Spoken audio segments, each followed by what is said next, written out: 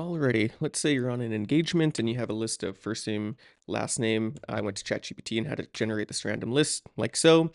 And say we want to turn this into a first name dot last name structure with lowercase letters. Well, the first thing is to replace that pesky space in the middle there.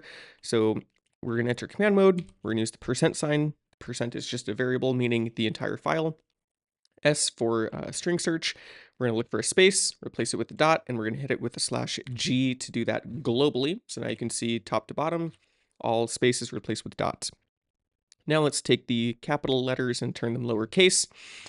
Same thing, entire file, string search, and now we're going to throw in some regex. We're going to do a capital A to Z, close out those brackets, close out those pesky parentheses, and then we're going to hit it with the lowercase. We're going to backtrack one letter, and again, we're going to hit it with the /G to do that globally. So now you see with 100 or 10,000 or 100,000 names, you can quickly turn them from that, first name, last name with a space and capitals to this more structured lowercase letters with a dot in the middle, which your tools and your programs and your protocols might be expecting.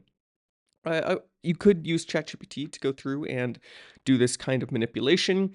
The concern there would be hallucinations, so it might not do an exact one-to-one copy and changing along the way, so you might miss a critical count if it decides to hallucinate.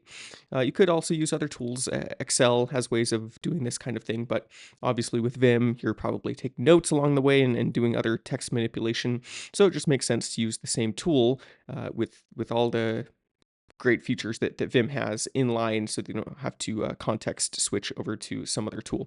So obviously you could use this with other variations. Maybe you wanted to get rid of the first name and have it just be the first letter of the first name dot last name and so on and so forth. And you could see how you could easily extrapolate out from this to that kind of a thing. Anyway, hope this helps. Take care.